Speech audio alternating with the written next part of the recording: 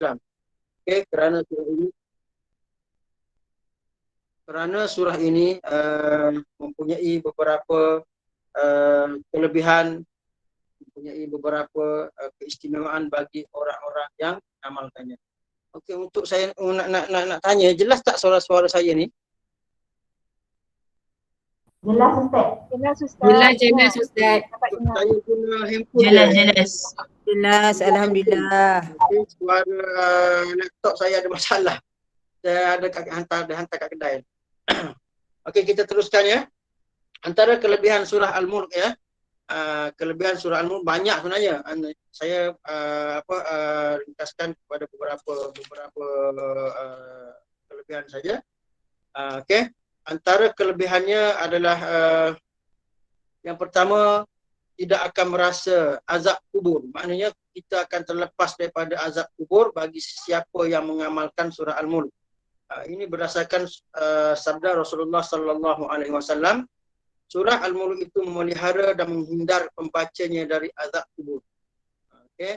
Mudah-mudahan kita semua dihindarkan daripada azab siksa kubur dengan mengamalkan bacaan surah ini pada setiap malam, kerana Nabi Muhammad sallallahu alaihi wasallam menjadi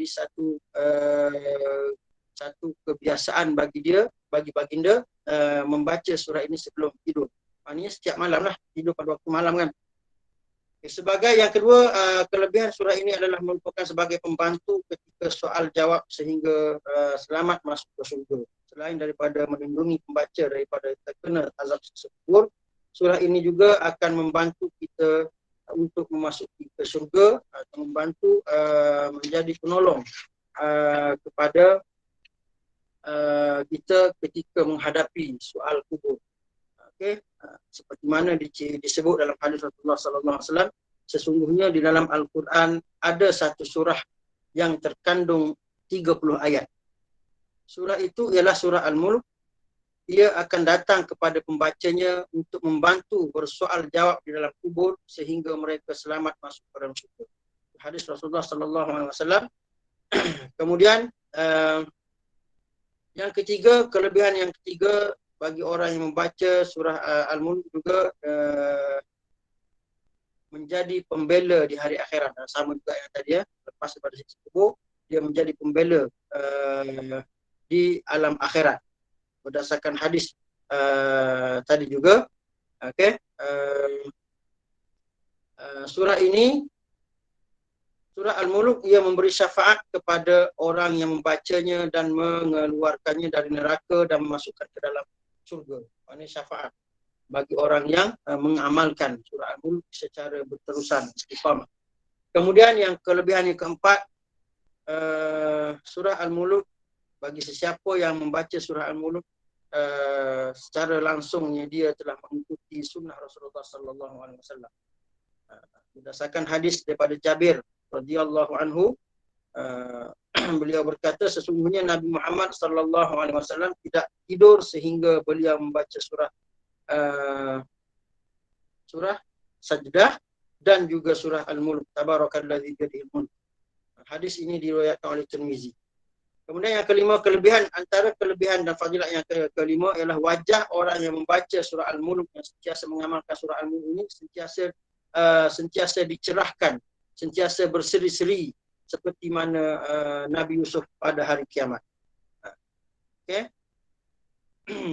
Jika anda selalu membaca surah ini dalam kehidupan seharian, maka Allah Subhanahu wa taala mencerahkan wajahnya, memberi seri pada wajahnya seperti mana wajah Nabi Yusuf alaihissalam. Ini boleh dilihat ataupun boleh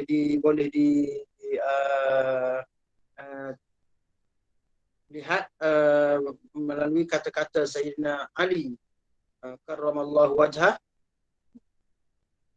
Beliau berkata, sesiapa mengamalkan surah Al-Mulk, nescaya dibawa ia pada hari kiamat di atas sayap malaikat serta wajahnya yang cantik seperti Nabi Yusuf. Ini kata-kata Ali ya, bukan hadis ya, kata-kata Sayyidina Ali alaihissalam.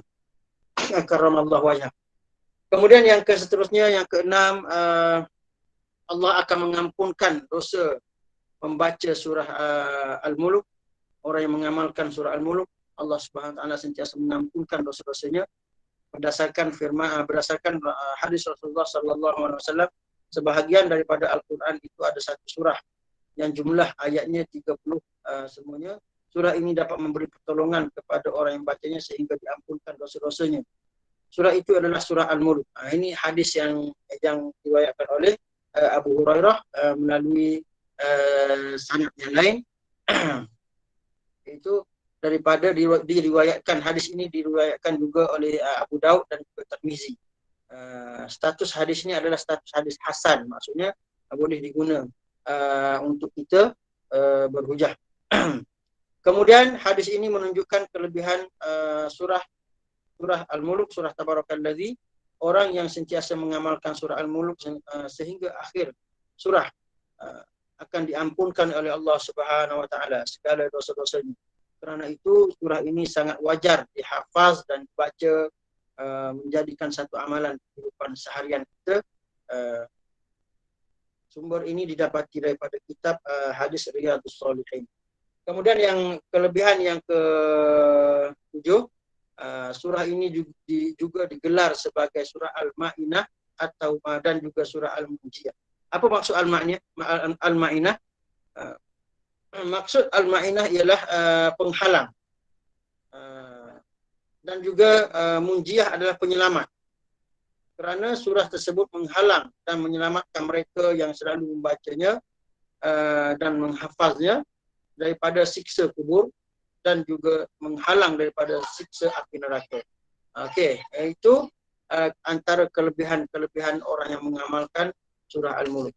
Dan boleh juga kita dapati kita cari, kita rujuk di buku atau kitab-kitab yang lain berkaitan dengan kelebihan-kelebihan surah Al-Mulk. Banyak lagi, saya sebut ini beberapa sahaja, dan kita teruskan membaca surah Al-Mulk pada malam ini. Sama-sama kita bersedia, ya. A'udzu billahi minasy syaithanir rajim. Bismillahirrahmanirrahim. Alhamdulillahi rabbil alamin. Ar-Rahmanir Rahim. Maliki yaumiddin. Iyyaka na'budu wa iyyaka nasta'in. Ihdinas siratal mustaqim. Siratal ladzina an'amta 'alaihim ghairil maghdubi 'alaihim waladdallin. Amin. Bismillahirrahmanirrahim.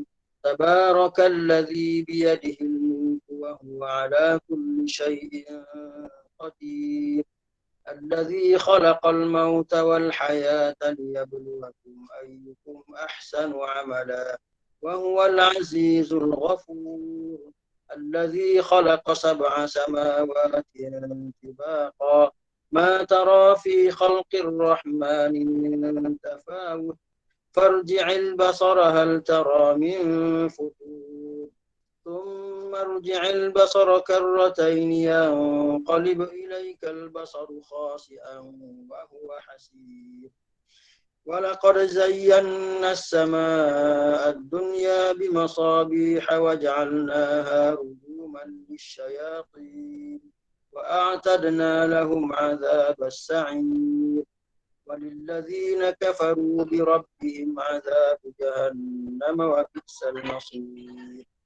إذا ألقوا فيها سمعوا لها شهيقا وهي تفور تكاد تميز من الغيظ كلما ألقي فيها فوج سألهم خزنتها ألم يأتكم نذير قالوا بلى قد جاءنا نذير فكذبنا وقلنا ما نزل الله من شيء إن أنتم إلا في ضلال كبير. وقالوا لو كنا نسمع أو نعقل ما كنا في أصحاب السعير. فاعترفوا بذنبهم فسحقا لأصحاب السعير. إن الذين يخشون ربهم بالغيب لهم مغفرة وأجر كبير. وأسروا قولكم أو اجهروا به إنه عليم بذات الصدور ألا يعلم من خلق وهو اللطيف الخبير هو الذي جعل لكم الأرض ذلولا فامشوا في مناكبها وكلوا من رزقه وإليه النشور أأمنتم من في السماء أن يخسف بكم الأرض فإذا هي تمور أم أمنتم من في السماء أن يرسل عليكم حاصبا فستعلمون كيف نذير ولقد كذب الذين من قبلهم فكيف كان نكير أولم يروا إلى الطير فوقهم صافات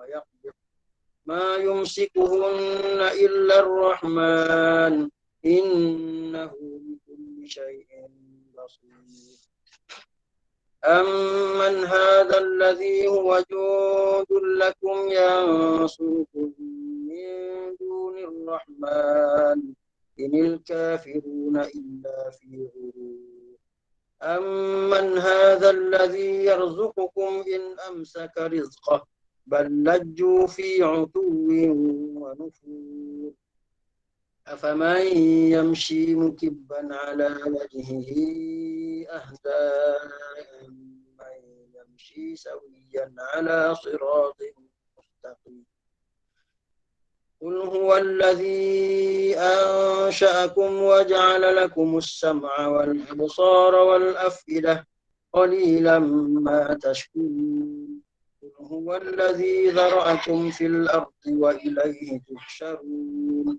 ويقولون متى هذا الوعد إن كنتم صادقين قل إنما العلم عند الله وإنما أنا نذير مبين فلما رأوه زلفة سيئت وجوه الذين كفروا وقيل هذا الذي كنتم به تدعون قل أرأيتم إن أهلكني الله ومن معي أو رحمنا فمن يجير الكافرين من عذاب أليم قل هو الرحمن آمنا به وعليه توكلنا فستعلمون من هو في ضلال مبين قل أرأيتم إن أصبح ماؤكم غورا فمن يأتيكم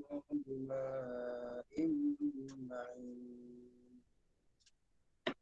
بسم الله الرحمن الرحيم قل هو الله أحد الله الصمد لم يلد ولم يولد ولم يكن له كفوا أحد بسم الله الرحمن الرحيم قل أعوذ برب الفلق من شر ما خلق ومن شر غاسق إذا وقب ومن شر النفاثات في العقد ومن شر حاسد إذا حسد بسم الله الرحمن الرحيم قل أعوذ برب الناس ملك الناس إله الناس من شر الوسواس الخناس الذي يوسوس في صدور الناس من الجنة والناس الفاتحة أعوذ بالله من الشيطان الرجيم بسم الله الرحمن الرحيم الحمد لله رب العالمين الرحمن الرحيم مالك يوم إياك نعبد وإياك نستعين اهدنا الصراط المستقيم صراط الذين أنعمت عليهم غير المغضوب عليهم ولا الضالين Sadaqallahul azim. Sekian dulu bacaan surah Al-Mulk dan seterusnya saya serahkan kepada Ustazah Noani Hamzah meneruskan majlis. Silakan. Terima kasih kepada Ustaz Samsudin atas bacaan surah Al-Mulk dan sedikit fadilah dan maksud surah Al-Mulk pada malam ini. Okey, seterusnya tanpa melengahkan masa, saya jemput kepada tazkirah kita pada malam ini Jemput kepada Ustaz Muhammad Hilmi. Pada tafadhal.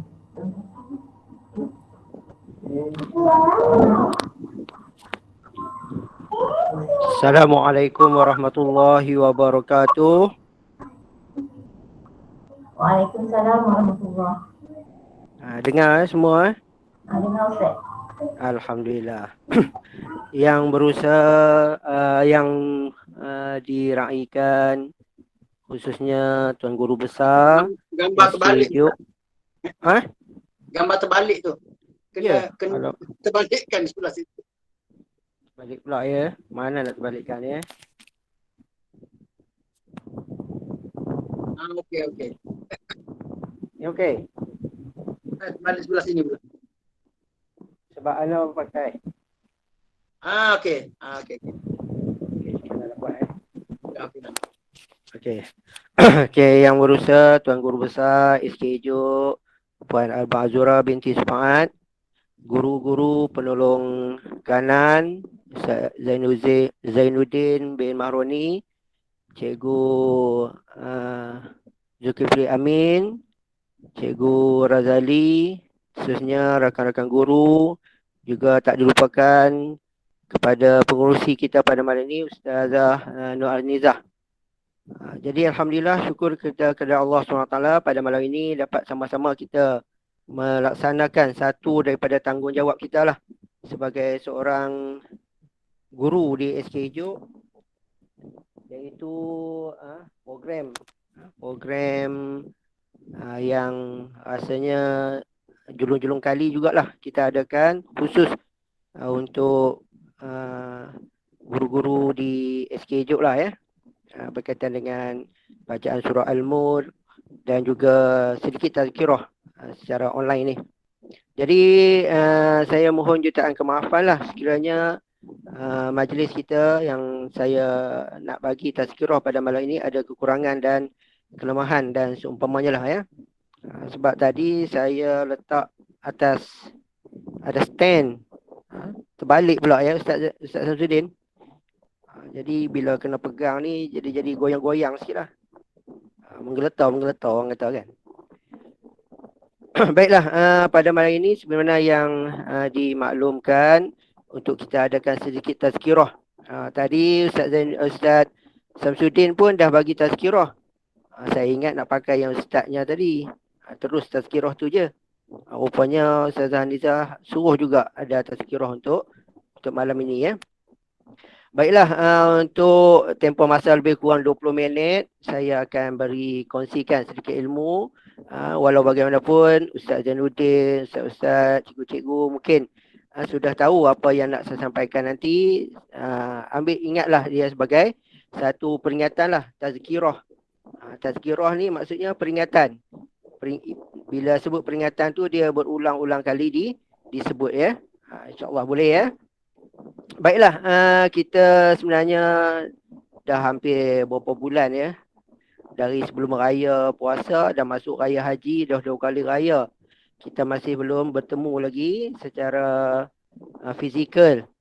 Saya dengan Cikgu Rosnah Seman pun tak pernah jumpa walaupun satu kampung, satu jalan je. Kadang-kadang lalu rumah Cikgu Rosnah Seman, tak nampak pun dia kat luar kan. Takut betul dia duduk kat dalam rumah je. Cikgu Razali langsunglah jauh sana, kita ke kampung tengah sana pun tak jumpa juga walaupun satu kampung. Apatah lagi guru-guru SKJ, ada yang Tanjung Karang, ada yang Saujana, ada yang Desa Kofil, Puncak Alam, Bukit Badung, Ijuk semua mungkin memang tak berjumpa. Buat kata orang dah rindu-rinduan lah. Jawa kata kangen. Betul tak betul kangen. Jauh di mata tapi dekat di hati lah, rindu lah. Dah lama tak bersua bertemu bersama rakan-rakan guru. Jadi hari ini merupakan hari terakhir untuk orang melakukan korban. Jadi waktu asar tadi selesailah hari tasyrik, iaitu hari yang ke-14 dalam bulan Zulhijjah. Jadi takbir raya pun dah selesai pada asar tadilah, last sebelum asar tadi dah habislah takbir raya. Itu habislah hari raya. Walaupun sebenarnya hari raya Korban ni lebih besar daripada hari raya Aidilfitri, raya puasa. Tapi masyarakat kita pada hari ini di Malaysia lah khususnya raya puasa tu lebih meriah daripada raya haji.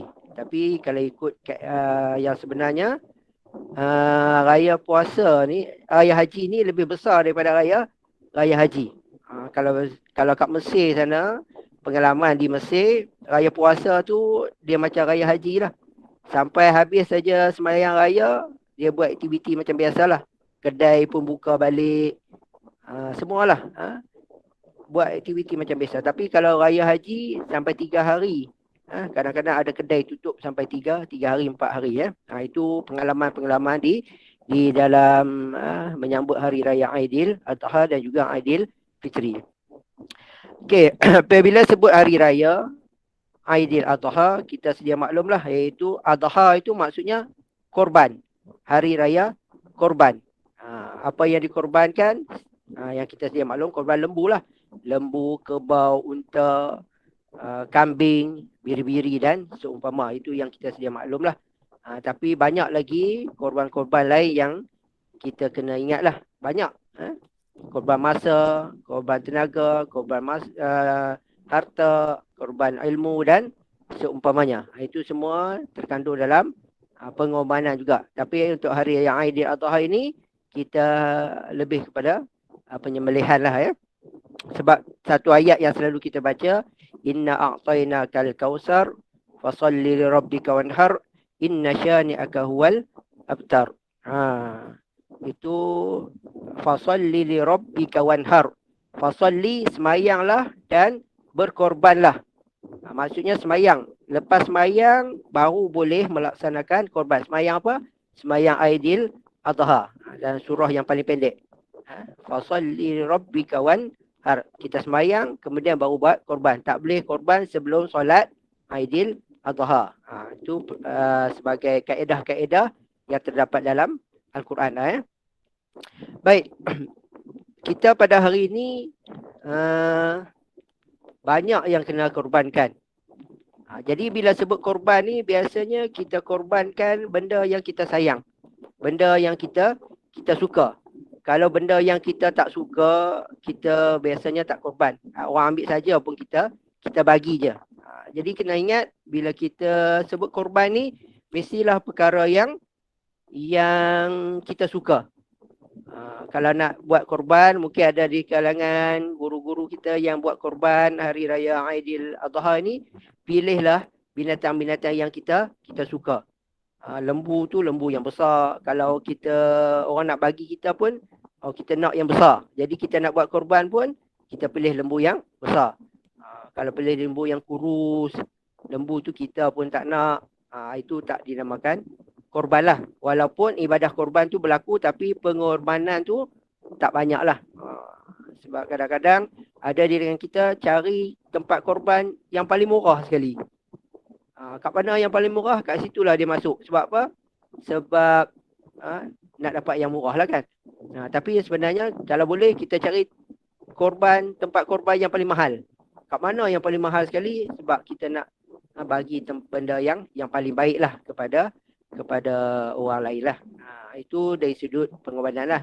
Walaupun korban itu sah lah di sisi Allah Ta'ala, walaupun lembu kurus dan seumpamanya, taklah kurus sangat kan, kurus yang kecil ke, tapi masih lagi diterima oleh Allah SWT.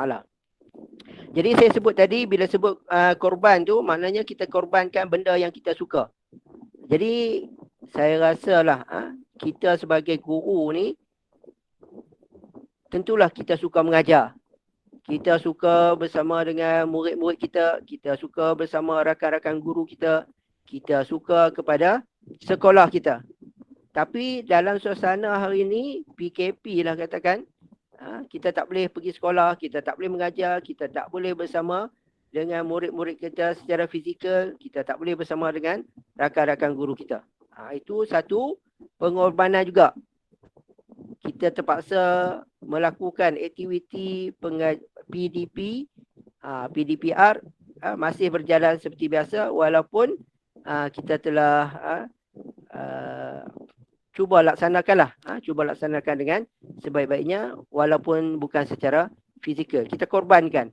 Kita korbankan waktu mengajar kita secara fizikal. Tak boleh sebab kerajaan tak benarkan.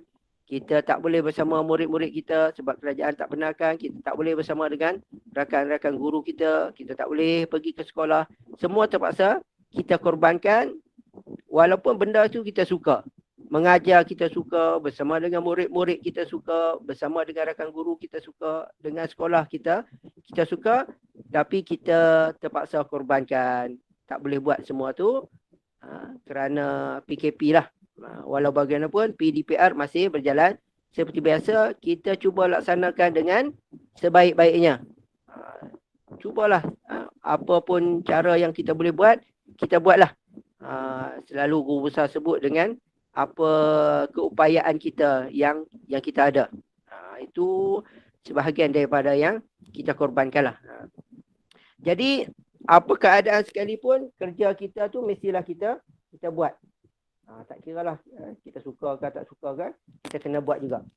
Jadi dalam tempoh PKP ni, kadang-kadang, bukan nak katalah, banyak juga arahan-arahan kadang-kadang kita tak faham. Maklumlah, kadang-kadang kita baca tu dalam suara bisu lah.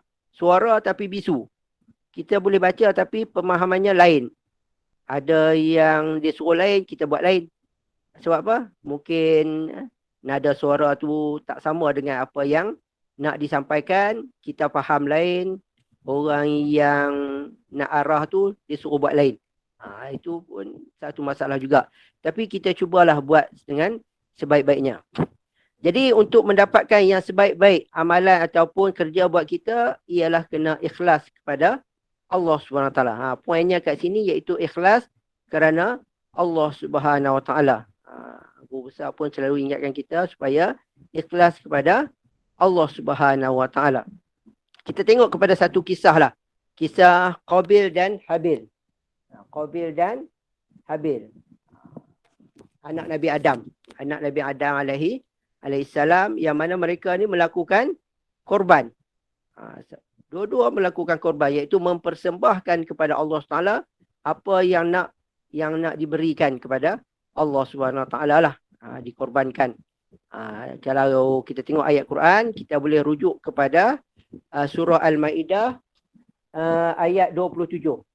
Kalau tadi kita baca surah Al-Mulk, kalau masih ada lagi Al-Quran di tangan, boleh tengok surah Al-Ma'idah ayat 27 ya. Kalau boleh baca sama-sama lah ya. A'udzubillahi minasyaitonirrajim.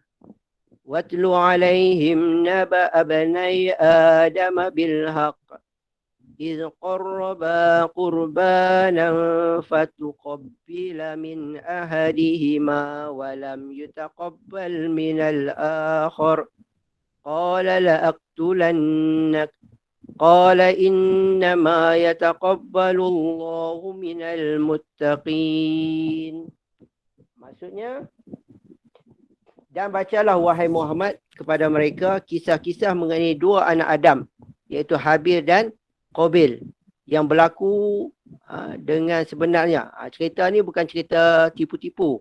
Cerita ni adalah cerita yang betul-betul berlaku. Disebut lagi dalam Al-Quran. Jadi bila sebut dalam Al-Quran, dah tentu cerita yang benar. Yang mana mereka berdua, iaitu Qabil dan Habil ini, mempersembahkan satu persembahan korban untuk mendekatkan diri kepada Allah Ta'ala. Lalu diterima korban salah seorang daripada mereka, iaitu Habil, dan tidak diterima korban daripada yang lain, daripada Qabil. Berkatalah Qabil, sesungguhnya aku akan membunuhmu. Habil menjawab, hanya sahanya Allah yang menerima korban dari orang yang bertakwa. Jadi ayat ini nak menunjukkan kepada kita ikhlasnya pengorbanan yang kita buat. Sama ada kalau kita sebagai guru ni, apa yang kita ajar itulah. Kita ajar, kita buat sesuatu untuk mengajar anak murid kita. Apa yang kita buat itu betul-betul ikhlas kepada Allah Subhanahu Wa Taala. Jangan kita rasa kecewa, jangan kita rasa susah hati. Kalau kita buat itu dah ikhlas kerana Allah Ta'ala, orang nak kata apa pun terpulanglah. Janji kita ikut syariat, kita ikut apa yang Allah perintahkan. Orang nak cakap ni macam-macam. Kita buat apa pun tak akan berlaku. Orang yang akan 100% akan sokong apa yang kita buat. Jadi kita buat berdasarkan syarat-syarat, berdasarkan kaedah-kaedah dan juga tidak melanggar syariat Allah Subhanahu Wa Taala. Itu yang kita kena utamakanlah, iaitu ikhlas kepada Allah Subhanahu Wa Taala. Kan kita pernah dengar cerita Luqmanul Hakim. Dia bersama dengan anaknya. Nak menceritakan bagaimana orang ramai ni, rakyat ataupun manusia ni, sampai bila pun tak akan puas hati dengan kita. Dengan apa yang kita buat. Jadi kita nak puaskan hati siapa?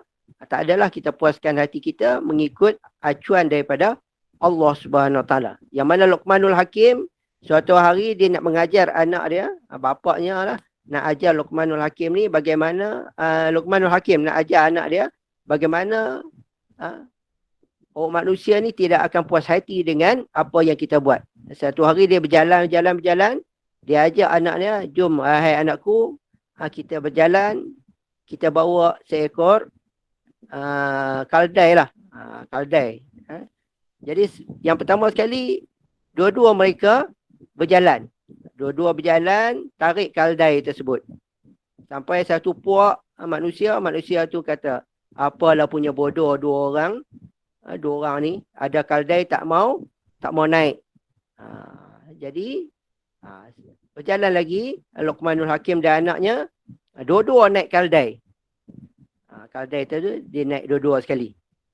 Sampai kepada satu golongan masyarakat, orang kata kat Luqmanul Hakim dan anak dia, apalah punya zalim manusia ni, satu kaldai naik dua orang. Kemudian Luqmanul Hakim kata, tak apa, kita ikut apa yang orang cakap. Dia kata, anakku, kau naik kaldai, aku tarik. Tariklah Luqmanul Hakim kaldai tersebut, anak di atas belakang kaldai. Sampai satu puak kata manusia, apalah punya bapa tak kesian, apalah punya anak tak kesian kepada bapa. Bapa tarik, dia duduk atas kaldai. Lepas tu tukar pula. Anak pula tarik, bapa duduk atas kaldai. Berjalan sampai satu puak tu kata, apa zalim punya bapa. Anak yang kecil suruh tarik, bapa duduk atas kaldai. Berjalan lagi, tak apa, sekarang ni kita angkat kaldai. Dua-dua mereka tanggung kaldai. Berjalan tak sampai jauh, orang dah kata, gila punya manusia, ada kaldai tak naik, dia pula pergi tanggung. Diangkatnya dua-dua orang tu akan kaldai tersebut. Itu nak menunjukkan kepada kita, sampai bila pun manusia tidak akan puas hati dengan kita. Jadi kita buat apa? Kita buat ikut prosedur, kita ikut apa yang diperintahkan oleh Allah Subhanahu Wa Taala, iaitu untuk kita jadi orang yang ikhlas kepada Allah Subhanahu Wa Taala. Kemudian kita sedia maklumlah, ikhlas ini satu ayat yang selalu kita baca, iaitu dalam solat kita lah, doa iftitah. Qul inna salati wa nusuki wa mahyaya wa mamati lillahi rabbil alamin. La syarika lahu wa bizalika umirtu wa ana awwalul muslimin. Maksudnya, katakan sesungguhnya solatku, ibadahku, hidupku, matiku kerana Allah sekalian alam, Tuhan sekalian alam. Itu nak menunjukkan kepada kita buat itu mestilah ikhlas kepada Allah Subhanahu Wa Taala. Jangan kerana yang lain. Barulah kita dapat nikmat membuat sesuatu perkara tersebut. Kemudian apabila kita buat sesuatu itu ikhlas kerana Allah SWT, Allah akan jaga kita. Kalau kita buat kerana orang, belum tentu orang yang kita buat itu kerana dia akan jaga kita. Kita buat kerana siapa? Kerana orang kampung ke? Kita buat kerana ketua kampung ke? Kita buat dengan siapalah, kerana orang-orang tertentu, belum tentu orang itu akan jaga kita. Tapi kalau kita buat kerana Allah Subhanahu Wa Taala, sudah tentu Allah akan jaga kita. Ini berdasarkan kisah-kisah yang selalu kita dengar daripada sirah pada Hari Raya Aidil Adha, iaitu kisah Nabi Ibrahim alaihissalam, anaknya dan ahli keluarganya. Bagaimana kisah yang pertama, iaitu apabila Nabi Ibrahim alaihissalam diperintahkan oleh Allah Subhanahu Wa Taala bawa isinya Hajar bersama anak kecilnya Ismail ke Mekah. Jarak di antara Mekah dengan tempat Nabi Ibrahim itu lebih kurang 1,500 km. Nabi Ibrahim di Palestin, Syam, bawa anaknya ke Mekah di Arab Saudi lah. Di laluan tu bukan laluan macam highway kita. Laluannya adalah laluan padang pasir. Dan kita kena ingat, Hajar baru saja membesarkan anaknya Ismail. Mungkin dalam 2 tahun, 3 tahun Hajar. Cuba bayangkan seorang ibu bersama anaknya dan bapaknya berjalan di padang pasir. Anaknya masih kecil. Kalau ikut akal kita macam tak logik kan? Tak logik.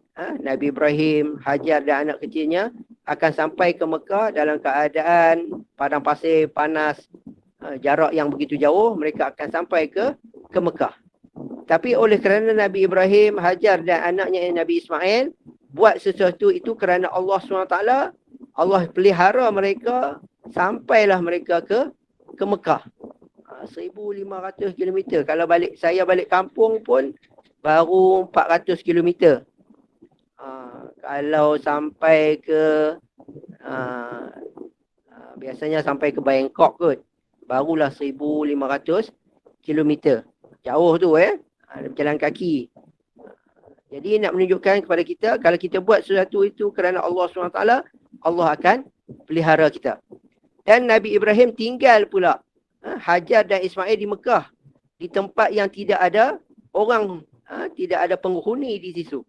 Itu kalau ikut logiknya, dengan Nabi Ismail diberi makan, Hajar diberi makan yang mungkin 2-3 hari saja cukup, kemudian dah habis. Jadi kalau ikut logiknya, mungkin Hajar dan anaknya Ismail akan mati kebuluran. Tapi oleh kerana menurut perintah Allah, Hajar dan Ismail sampai hari ini Mekah pula jadi tempat yang masyhur. Itu nak menunjukkan kepada kita, kalau kita ikut perintah Allah, Allah akan pelihara kita. Ketika mana Nabi Ibrahim meninggalkan Hajar di Mekah, Nabi Ibrahim pun dia seorang bapa, seorang Nabi, dia tentulah kasihkan kepada anaknya dan isterinya Hajar. Bila nak balik semula ke Palestin, Nabi Ibrahim pusing balik ke utara. Isterinya Hajar panggil, "Wahai suamiku Ibrahim, kenapa tinggal kami di sini?" Nabi Ibrahim tidak menoleh ke belakang. Sekali lagi Hajar panggil Nabi Ibrahim, "Wahai suamiku Ibrahim, kenapa tinggal kami di sini bersama anaknya?" Nabi Ibrahim tidak menoleh ke belakang. Sebab apa? Dia takut bila dia tengok ke belakang, dia teringat anak dia akan tinggalkan perintah Allah Subhanahu Wa Taala. Dia akan sayang, tak nak balik ke Palestin. Sehinggalah kali ketiga, isterinya Hajar kata kepada Ibrahim, "Wahai suamiku Ibrahim, kalaulah kamu tinggalkan kami di sini kerana perintah Allah Subhanahu Wa Taala, kamu boleh, suamiku, kau baliklah ke Palestin. Tinggallah kami di sini. Kami yakin Allah akan jaga kami di sini." Kalau itu perintah Allah. Bila Hajar cakap macam tu, Nabi Ibrahim baru menoleh ke belakang, tengok anak dan isterinya. Sambil melambai-lambai lah. Barulah Nabi Ibrahim bergerak menuju ke Palestin. Balik pula 1,500 km ke Palestin. Itu nak menunjukkan betapa pengorbanan yang dilakukan oleh Nabi Ibrahim dan juga anaknya Hajar. Anaknya Ismail bersama isinya Siti Hajar. Itu satu ceritalah. Kemudian ditinggalnya Hajar, ini isinya dan anaknya Ismail di Mekah tanpa ada bekalan makanan. Dah habis dah. 3 hari je dah habis. Tapi Allah bagikan air yang kita selalu dengar tu, iaitu air Zam-Zam. Air Zam-Zam. Dari situ cerita air tu Nabi Ismail menangis-nangis kan. Menangis-nangis. Walaupun ada sikit Israiliyat lah. Kalau kita dengar cerita-cerita yang lama dulu, Nabi Ismail dia diletakkan di tanah, kemudian dia menangis. Dahagakan air. Siti Hajar berlari naik Bukit Sofa, tengok macam ada air. Kemudian sampai Bukit Sofa, tengok di Marwah macam ada air, lari pergi Marwah. Patah balik tengok ke belakang macam di Bukit Sofa tu ada air. Lari balik ke Sofa 7 kali yang kita buat sa'i tu. Itu cerita daripada pengorbanan Siti Hajar dan anaknya lah. Sampailah datang malaikat Jibril. Malaikat datang, malaikat pacakkan sayapnya di hadapan Nabi Ismail, maka keluarlah air yang nama air Zam-Zam. Itu cerita sebenarnya lah. Cerita yang lama kita dengar dulu. Nabi Ismail tolak kaki dekat pasir tu, tolak, jadi lubang. Akhirnya dalam lubang itu ada air. Itu cerita Israiliyat. Cerita yang sebenarnya malaikat datang memasakkan dia punya sayap dia di hadapan Nabi Ismail, maka keluarlah air yang dinamakan telaga Zam-Zam. Siapa yang bantu ini? Bantuan daripada Allah Subhanahu Wa Taala apabila Nabi Ismail dan Hajar ikut perintah Allah Subhanahu Wa Taala. Itu salah satu daripada pengajaran yang kita dapat, bagaimana kalau kita ikut perintah Allah, Allah akan bantu kita. Seterusnya kisah Nabi Ibrahim juga menyembelih anaknya. Kalau ikutnya memang sembelih betul lah. Dah diletakkan pisau untuk sembelihkan anaknya, iaitu Ismail. Tapi Allah gantikan dengan kibas, seekor binatang lah, iaitu lebih kurang macam biri-biri jugalah. Kibas ni dia punya, kalau kita biasa tengok biri-biri kan, kibas ni dia macam biri-biri tapi ekornya besar. Ekornya bulat. Ada lemak dekat situ, dekat ekornya. Itu kibas yang besar lah. Untuk disembelih oleh Nabi Ibrahim AS. Kalau ikutnya Nabi Ibrahim tak mungkin akan sembelih anaknya Ismail. Tapi ikut perintah Allah Ta'ala, Nabi Ibrahim sembelih juga anaknya, tapi Allah gantikan dengan kibas. Jadi kalau kita ikut perintah Allah, Allah akan bagi kemudahan kepada kita, Allah akan bagi pertolongan kepada kita. Kemudian kisah Nabi Ibrahim juga dan anaknya membina Kaabah. Nabi Ibrahim bina Kaabah lah. Maka disusunlah batu-batu untuk didirikan Kaabah dengan bantuan Nabi Ismail alaihissalam. Sampai nak siap dah Kaabah tersebut, sampailah satu sudut itu nak letakkan satu batu. Nabi Ibrahim suruh Nabi Ismail cari batu yang sesuai untuk diletakkan di tempat tersebutlah. Jadi Nabi Ismail pun pergi sana, pergi sini, ke hulu, ke hilir, cari batu, ambil satu, bagi kat Nabi Ibrahim, tak sesuai, pergi cari lagi. Nabi Ismail cari-cari, dapat satu batu, letak dekat tempat yang kosong itu, tak sesuai juga. Cari, akhirnya jumpalah satu batu. Nabi Ismail tahu batu ni dah betul-betul macam sesuai ni. Dia pun ciumlah batu tersebut, suka tengok batu tersebut. Nabi Ismail pun bawa balik bagi Nabi Ibrahim AS. Nabi Ibrahim letak memang sesuai dekat batu tersebut. Nabi Ibrahim pun kerana gembira batu tersebut sesuai dengan tempatnya, Nabi Ibrahim pun cium batu tersebut. Yang mana batu tersebut kita namakan, kita tahu hari ini dengan nama batu Hajarul Aswad. Maka diletakkanlah di situ batu Hajarul Aswad. Jadi amalan-amalan ini berterusanlah. Walaupun benda itu macam simple je, tapi oleh kerana ikut perintah Allah Subhanahu Wa Taala, maka amalan tersebut diamalkan sampai hari ini. Sebab itu kalau kita pergi Mekah, kita akan cium Hajarul Aswad. Sayyidina Abu Bakar pernah ditanya, wahai Abu Bakar, kenapa kamu cium Hajarul Aswad ni? Sedangkan batu ini tidak boleh beri kamu mudarat, tidak boleh beri kamu manfaat. Minta duit ke, minta apa pun tak tak dapat. Kenapa kamu suka sangat mencium Hajarul Aswad? Nabi Sayyidina Abu Bakar kata, aku cium Hajarul Aswad ni sebabnya aku lihat Rasulullah cium Hajarul Aswad. Maka aku pun cium Hajarul Aswad. Rasulullah ambil daripada amalan siapa? Amalan Nabi Ibrahim dan juga Nabi Ismail yang mencium Hajarul Aswad. Ini nak menunjukkan kepada kita, kalau kita buat sesuatu itu ikhlas kerana Allah Subhanahu Wa Taala, benda ini akan berterusan sampai bila-bila ya. Allah akan beri pertolongan kepada kita lah, insya-Allah. Jadi sebagai pengakhirannya, mungkin dah lebih masa ke saya pun tak sempat nak tengok. Sebagai pengakhirannya, kita hendaklah ikhlas kepada Allah SWT agar kita dapat kebahagiaan dunia dan akhirat. Tapi kita kena ingat juga, ikhlas ni adalah amalan hati. Amalan hati ni dia tak nampak. Ikhlas ke, tak ikhlas ke, tak nampak. Orang yang buat saja nampak. Diri sendiri saja yang tahu akan hatinya ikhlas ataupun tidak ikhlas. Dan oleh kerana ikhlas ni amalan hati. Hati ni kalau dalam bahasa Arab namanya qalbun. Kalau kita hari ni kalbu lah. Kalbu. Bahasa Melajunya kalbu. Bukan kelabu kalbu. Bahasa Arabnya qalbun. Qalbun ni maksudnya balik. Berbalik-balik. Hati kita ni kadang-kadang dengan orang tu kita sayang. Kadang-kadang orang yang sama kita tak sayang. Suatu benda itu kadang-kadang kita suka. Kadang-kadang kita tak suka. Sebab hati ini berbalik-balik. Hati kita pun gitu juga, ikhlas pun begitu juga, dia boleh berubah.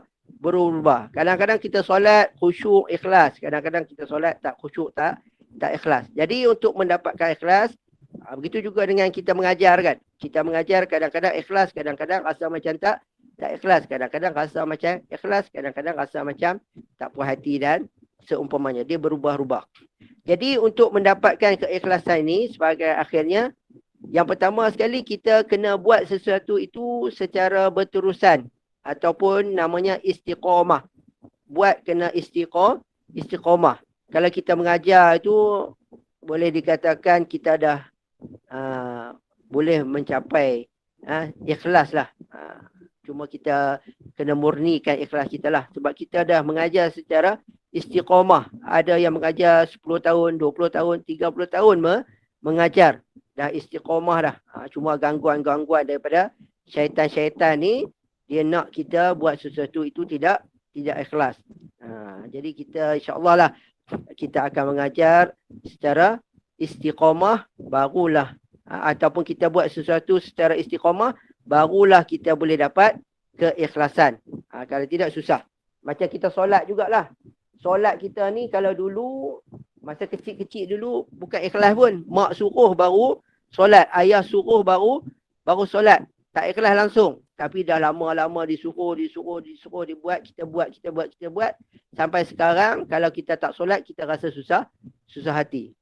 Sebab apa? Kita dah jadi macam ada rasa ikhlas kepada Allah SWT. Orang tak tengok pun kita solat.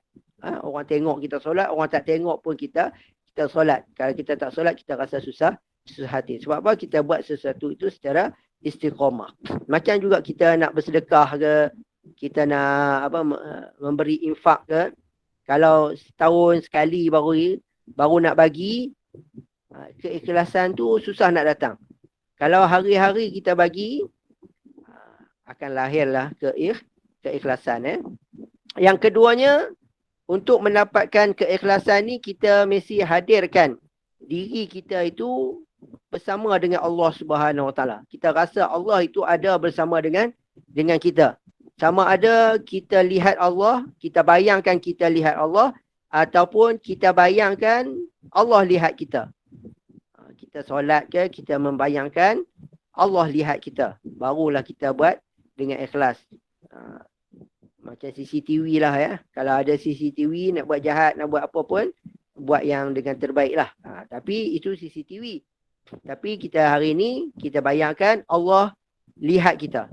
Ataupun kita lihat Allah. Kita solat, kita mengajar, kita buat apa pun, kita merasai kewujudan Allah melihat apa yang kita kita buat ataupun kita merasai apa yang kita buat itu, kita melihat Allah di hadapan kita lah. Walaupun tak ada, tapi kita membayangkan ya. Begitu juga dengan untuk melahirkan keikhlasan itu, kita mesti buat sesuatu itu, sama ada orang ada ataupun orang tak ada, kita buat. Sama ada guru besar memantau ke, guru besar tak pantau ke, kita buat dengan yang terbaik. Sama ada fikir pentadbiran, fikir satu, fikir koko, melihat kita ke, tak melihat kita ke, kita buat sesuatu itu dengan sebaiknya. Itu kalau pentadbir lah. Kalau rakan-rakan guru pun begitu juga ya. Rakan guru tengok kita ke, tak tengok kita ke, kita buat dengan terbaik, barulah akan datang keikhlasan kepada diri kita. Jadi itulah sebahagian daripada bagaimana cara kita untuk mendapatkan keikhlasan kepada Allah Subhanahu Wa Taala. Jadi sempena dengan Aidil-Adha ini, maka kita ambil pengajarannya, iaitu pengembaraan kita, apa yang kita buat, apa yang kita lakukan pada hari ini, mestilah ikhlas kepada Allah Subhanahu Wa Taala. Dan bila kita ikhlas, kita akan dapat pahala. Apabila dapat pahala, kita akan berjaya di akhirat. Dan sudah semestinya orang yang berjaya di akhirat, dia akan berjaya juga di dunia. Tapi orang yang berjaya di dunia, belum tentu dia berjaya di akhirat. Yang penting bagi kita, yang kita sangat-sangat nak, ialah kita berjaya di dunia dan juga berjaya di akhirat. Rabbana atina fid dunya hasanah wa fil akhirati hasanah wa qina azabannar. Ya Allah, ya Tuhan kami, berilah kami di dunia ini kebaikan, di akhirat nanti pun kebaikan juga. Itu yang kita harapkanlah. Kita tak naklah salah satu, tapi kita boleh kita nak dua-dua, dunia dan akhirat kita dapat ya. Itu sajalah sedikit tazkirah, lebih kurang berapa minit ya? 30 minit ada ke? Tazkirah kita pada malam ini, saya anggaplah tazkirah ini memperingati diri saya sendiri, dan juga mungkin boleh dikongsikan oleh rakan-rakan guru yang lain. Sama-samalah kita doa untuk diri kita semua berjaya dunia dan akhirat. Sekian dulu untuk kali ini. Jutaan kemaafan sekiranya apa yang saya sampaikan pada kali ini ada cacat celah, ada terkasar bahasa, ada perkara-perkara yang menyinggung perasaan sesiapa, saya mohon jutaan kemaafan. Sekian, saya serah balik kepada pengurusi majlis. Wabillahi taufiq wa hidayah. Wassalamualaikum warahmatullahi wabarakatuh. Waalaikumsalam warahmatullahi wabarakatuh. Terima kasih kepada Ustaz Ilmi atas perkongsian ilmu panjang lebar Ustaz terangkan mengenai tajuk ini, telah mengenai menghayati erti pengorbanan pada malam ini. Semoga guru-guru dan staf semua dapat manfaat daripada ilmu yang disampaikan.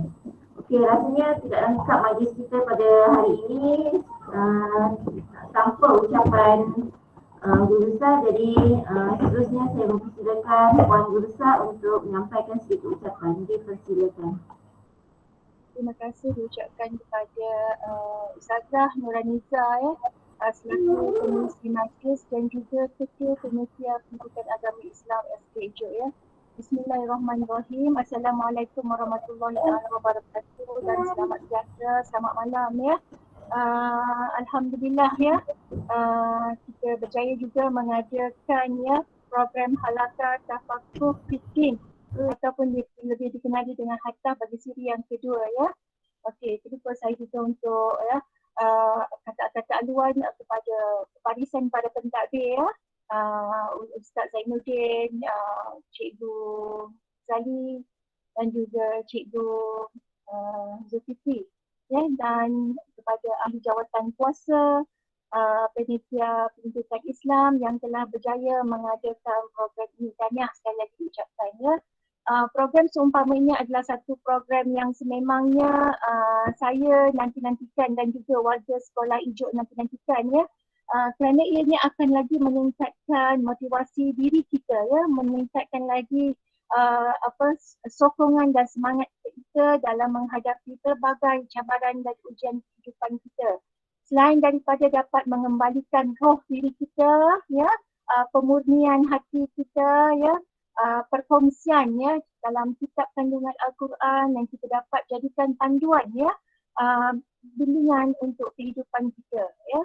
Dan selain daripada itu juga, program ini juga dapat mengeratkan hubungan ya, hubungan di antara rakan-rakan kita ya.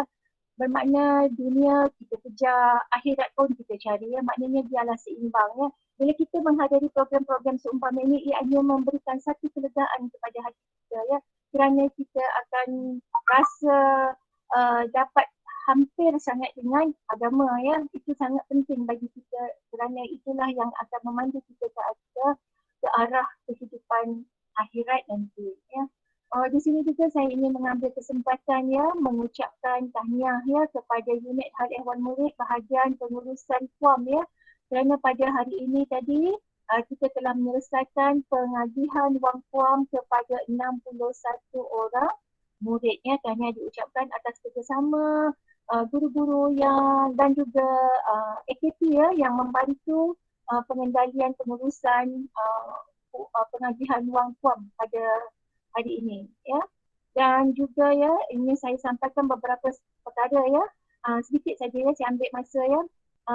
Pesanan daripada pihak PPD ya berdasarkan taklimat yang disampaikan pada hari Selasa yang lalu ya, untuk kaunter sekolah ya, kaunter sekolah tidak dibuka ya, cuma kehadiran keberadaan AKP dan juga pentadbir 40%. Walau bagaimanapun dia hanya akan menunggu surat punca kuasa, tetapi akan dilaksanakan 40% tu bermula pada minggu hadapan ya. Maknanya Isnin esok lah ya. Dan pembukaan sekolah dijangkakan pada September ya. Itu hasil didahulukan kepada calon-calon yang akan menduduki peperiksaan SPM ya, khususnya untuk sekolah menengah. Walau bagaimanapun kita akan menanti ya sebarang maklumat dan sebarang info yang akan disampaikan. Jadi cikgu diharapkan sentiasa alert lah terhadap perkara-perkara yang disampaikan menerusi WhatsApp rasmi sekolah ya. Okey, satu lagi perkara ialah guru-guru yang tidak balik ke stesen, sila maklumkan segera kepada pentadbir. Tapi rasanya guru-guru SK Ijuk semua masih berada dalam stesen ya. Dan maklumkan sekiranya anda bergerak ke mana-mana ya, maknanya keluar daripada stesen ya di masa waktu hari persekolahan ya. Jika ada guru-guru yang balik ke negeri Selangor ya, tidak ada dalam stesen tetapi mesti berada di dalam negeri Selangor, boleh mengadakan PPPR. Maknanya contohnya ya, sebenarnya cikgu tu pulang ke negeri Selangor, ada di negeri Selangor tidak berada stesen, keluar ke daerah lain, dibenarkan ya, sekiranya tidak dapat kembali ke daerah sendiri ya. Contohnya mengajar di Sepang ke ya, secara PPPR boleh ya, masih dibolehkan lagi, tetapi walau bagaimanapun kena maklumkan kepada pihak pentadbir ya. Okey, tentang vaksin ya, vaksin ni diupdatekan dalam e-operasi macam tadi pun Ustaz Zainuddin telah maklumkan dalam WhatsApp rasmi, memaklumkan bahawa guru-guru yang telah selesai vaksin 1, vaksin 2 maklumkan kepada Ustaz Zainuddin untuk dikirimkan dalam e-operasi ya, dan dijangkakan menjelang pada 1 September semua guru-guru di Malaysia ni telah mendapat vaksin dos kedua ya.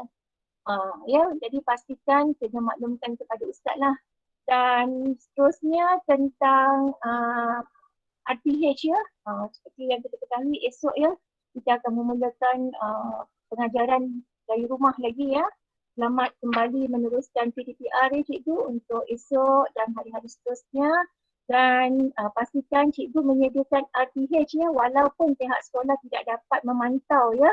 Dan seperti yang kita telah maklumkan dalam pemberitahuan yang lalu, RTH kena buat ya mengikut timetable cikgu lah, jadual waktu cikgu mengajar ya. Dan juga laporan PDPR ya kena buat ya, sebelum pukul 6 ya. Sekiranya cikgu berlaku kesesakan jam ya semasa cikgu nak mengisi laporan, maklumkan segera ya kepada pentadbir ya. Ini kerana pentingnya apabila dalam pengetahuan pentadbir, sekiranya ada pihak-pihak yang bertanya mengapa guru ni tidak masuk buat laporan sebab nama keluar ya, nama cikgu akan tertera keluar jika cikgu tidak membuat laporan ya, PDPR. Jadi cikgu kena maklumkan kepada pentadbir lah. Jadi bila ditanya nanti pentadbir ada reason ataupun justifikasi yang diberikan berdasarkan reason yang cikgu berikan. Mungkin cikgu ada yang terlupa ataupun berlaku kesesakan semasa nak mengisi PDPR. Seterusnya ada sedikit satu lagi perkara yang nak disampaikan ialah tentang kunjung kasih ya yang dilakukan oleh pihak PPD ya. Sekiranya sebelum ni seramai 15 orang guru dari sekolah-sekolah lain ya yang telah dilaksanakan kunjung kasih. Maknanya pihak PPD akan melihat cikgu mengajar lah yang berdasarkan online ya. Jadi cikgu bersedialah ya sekiranya dihubungi oleh pihak PPD. Sebenarnya tak ada apa cikgu, sebenarnya nak melihat ya macam mana cara cikgu mengendalikan, dan sekiranya kita masih ada kelemahan, kekurangan lagi, kita akan tambahkan lagi lah ya kaedah, cara, teknik kita ya dengan menggunakan Kahoot, quizzes yang cikgu buat dalam menyampaikan PDPR secara online tersebut ya. Itulah sedikit pesanan yang disampaikan oleh pihak PPD.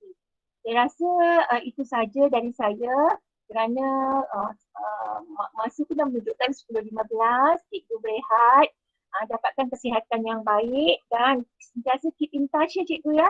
Sentiasa alert dengan maklumat-maklumat yang disampaikan dalam WhatsApp rasmi ya, sebab itu adalah penyambung penghubung kita untuk kita mendapatkan sebarang info-info terkini daripada KPM dan seterusnya untuk kita laksanakan ya sekiranya ada aktiviti program yang kita akan laksanakan menerusi online. Itu saja dari saya. Terima kasih cikgu kerana masih setia bersama dengan warga ST Ijo hinggalah hari ini ya. Teruskan semangat seperti yang Ustaz katakan tadi, keikhlasan ya. Keikhlasan yang kita lakukan kerana Allah, insya-Allah kita akan mendapat ganjarannya, mendapat iktibarnya ya, dan mendapat hasilnya ya, kerana kita lakukan semuanya kerana Allah, bukan kerana guru besar ya, bukan kerana pentadbir, bukan kerana siapa, tapi kerana Allah. Ikhlaskan itu. Bila kita bekerja, insya-Allah kita akan mendapat ketenangan dan mendapat balasan yang setimpal dengan keikhlasan kita. Itu saja dari saya. Sekian, terima kasih. Assalamualaikum warahmatullahi wabarakatuh. Saya serahkan kepada Ustazah Anisa. Waalaikumsalam warahmatullahi wabarakatuh. Terima kasih kepada Puan Guru Besar atas ucapan dan pesanan beliau itu tadi. Saya bagi pihak Panitia Pendidikan Islam mengucapkan ribuan terima kasih kepada semua guru dan staf yang sama-sama dapat meluangkan masa pada malam ini. Saya mohon maaf kerana mengganggu masa sekarang sehingga 10:13 minit malam. Dan saya harap insya-Allah kita akan dapat bersama lagi pada minggu-minggu yang akan datang. Untuk itu saya rasa cukup sekadar ini, kita tutup dengan tasbih kafarah dan suratul As. Assalamualaikum warahmatullahi wabarakatuh.